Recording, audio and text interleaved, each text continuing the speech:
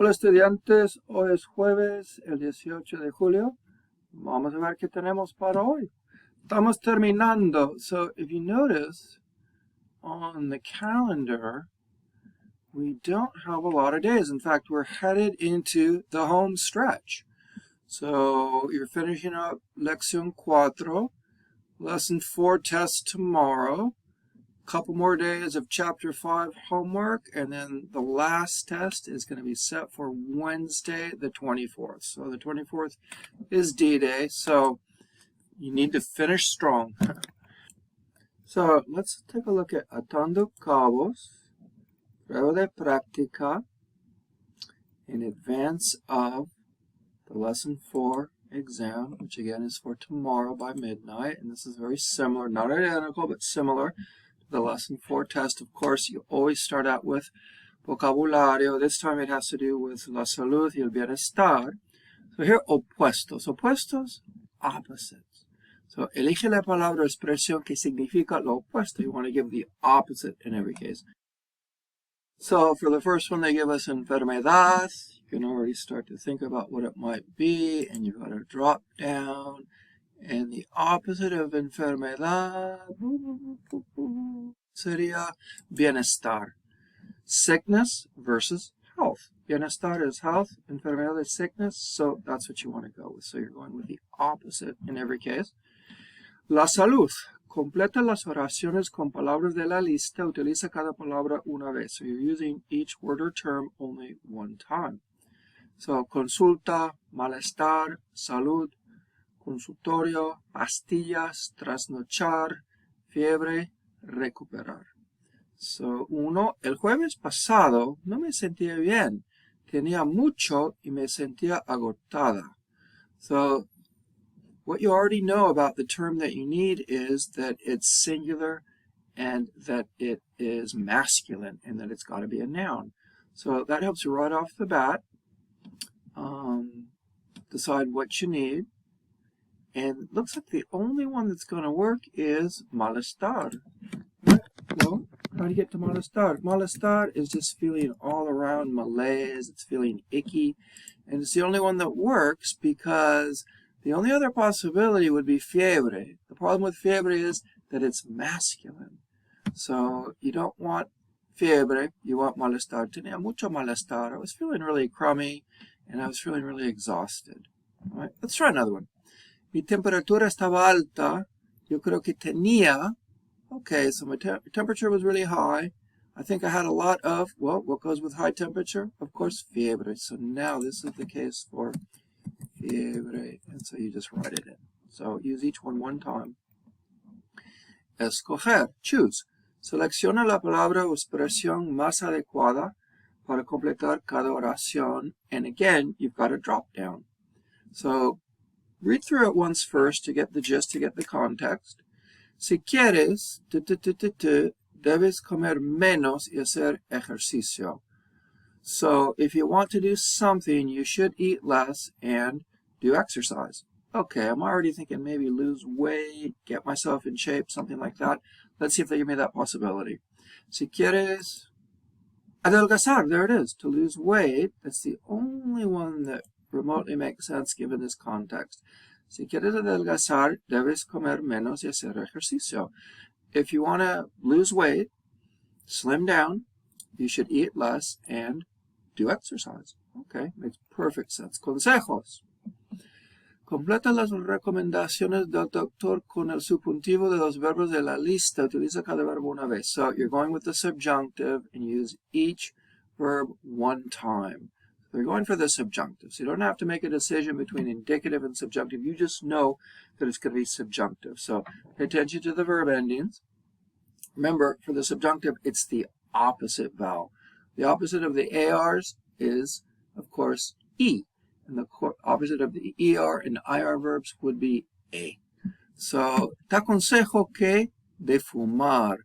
Something about I advise you that something with smoking. Well, it's always a good idea to quit smoking. So I advise you that you stop smoking. So it would be dejes de fumar.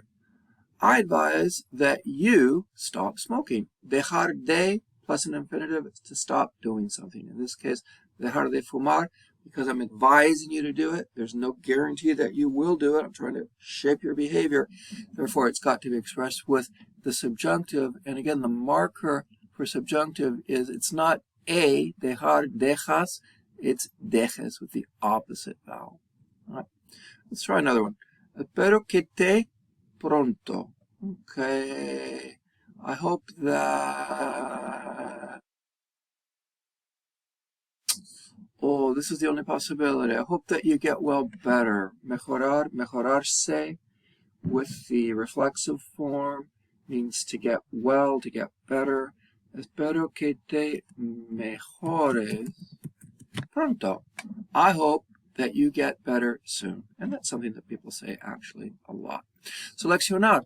Selecciona la forma verbal adecuada, indicativo, subjuntivo, para completar cada oración. So in this case, yes, you do want to choose between indicative and subjunctive. So here's where you have your big dichotomy.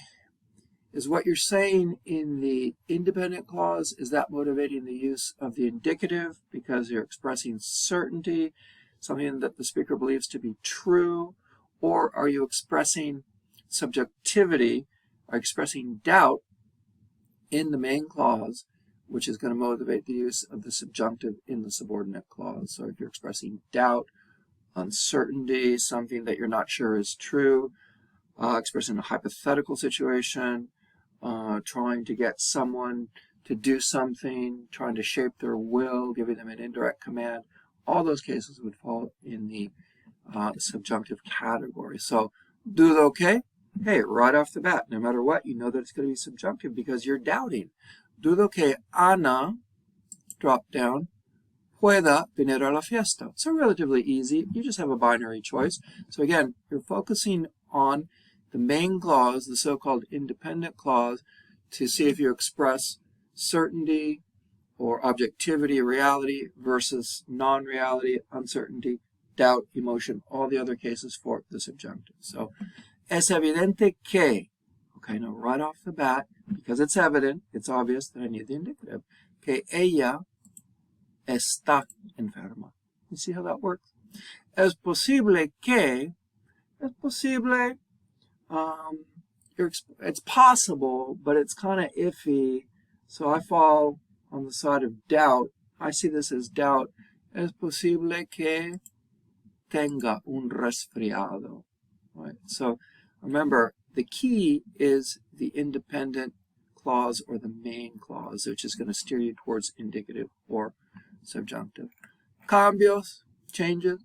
Cambio los siguientes mandatos afirmativos informales to a negativo. Sigue el modelo. Okay, so here you want these affirmative commands, which are informal, and you want to make them negative. So these are all going to be two commands, but they're negative. For the negative two commands, remember you're addressing someone, you're saying, don't do that, don't do the other, stop doing this. So they're negative, and because they're negative, for the two command, it's just like the subjunctive form. All right? So let's see how some of these work. So it says, empieza tu tratamiento mañana. So you want to go negative, and you would say, don't begin your treatment tomorrow. So you would just simply say, no empieces tu tratamiento mañana. Here you've got a spelling change because you can't have a Z followed by an E. It's a quirky little rule of Spanish orthography. So in this case, the Z changes to a C. You've seen this before. The main thing is notice that empezar is an AR verb. And for the formal command, tu, singular, right, you go empieza, begin. For positive, right, do something. But now if I say, don't do it, right, you take the opposite vowel and the no goes right before the command. No empieces. Right? Llama al médico, all right, so make it negative. No llames. So that's the code that you need to crack. All right, tome el jarabe, and you would say, no tomes el jarabe. And deja de comer verduras. Hey, no dejes de comer verduras. So this is the code, this is the pattern that you want to master. Hábitos. Convence a tus amigos de adoptar hábitos saludables. Completa las oraciones con el mandato informal nosotros de cada verbo. Sigue el modelo. So they give us a model and they say, comamos más frutas y verduras. Okay, so this is interesting because normally you would say, comemos más frutas y verduras. And when you say comemos, you're saying we eat. So comemos más frutas y verduras means we're eating a lot of fruits and veggies. Yeah, we lead a healthy lifestyle. But now it's different because now instead of comemos, you're saying comamos. With that one little vowel change, you're changing the meaning from we eat to let's eat. So it's a type of command that's directed to ourselves, right? And that's signaled with simply the change in vowel. Again, for the ARs, it becomes an E. And for the ER, IR verbs, it becomes an A. So let's try it out. So they give us hacer. This one, it's a little bit different because it's also an irregular verb. But the main thing is it's going to change that vowel. So if it's hacemos, but now it's a command, hey, let's do exercise 2 or 3 times a week, you would say hagamos. Let's do it. Hagamos. Right? Hey, let's avoid eating so many sweets and ice creams. Okay, it's an AR. I want to go with an E. And I would just say, evitemos comer. And it's like, hey, let's avoid. Right? So that's the key in that situation. Por or para. Selecciona la preposición adecuada para completar la historia sobre Juan. So this gives a little story about Juan. And you're choosing between por or para. I don't think there'll be anything controversial here. So you've got your list of pors. You know, there are certain situations and contexts that call for the use of por, and then others that call for the use of para, and they don't overlap, right? You might be able to use each one in the same syntactic frame, but if you do that, the meaning is going to be different. So, ayer Juan me llamó por teléfono. How do I know that? Because it's through the medium. Me escribió por correo normal. So he wrote me through the regular mail. Me mandó mensaje por email. It's the medium through which something arrives or through which something is done. So he called me by phone. Phone in this case is the medium. Me llamó invitarme a su cumpleaños. So he called me in order to do something. So again, if you can switch out easily in order to do, in order to, then it's going to be para. If it's more because of, right, this happened because of, it's going to be por. So you can easily switch out and say, he called me in order to invite me to his birthday. So it would be para invitarme a su cumpleaños. Vas a dar una gran fiesta todos sus amigos. Para todos sus amigos. It indicates to whom it's for. It's for them. It's the destination. Es para mí? No, it's for everybody. Right? So these are pretty black and white. I don't think there's anything controversial or gray here. So as long as you're studied up, you should do fine on this section. Bueno, yo creo que es suficiente. Vamos a dejarlo por ahora. Si necesitan algo, por favor, pónganse en contacto conmigo. Si no, nos vemos muy pronto. Suerte con todo y suerte sobre todo con este examen.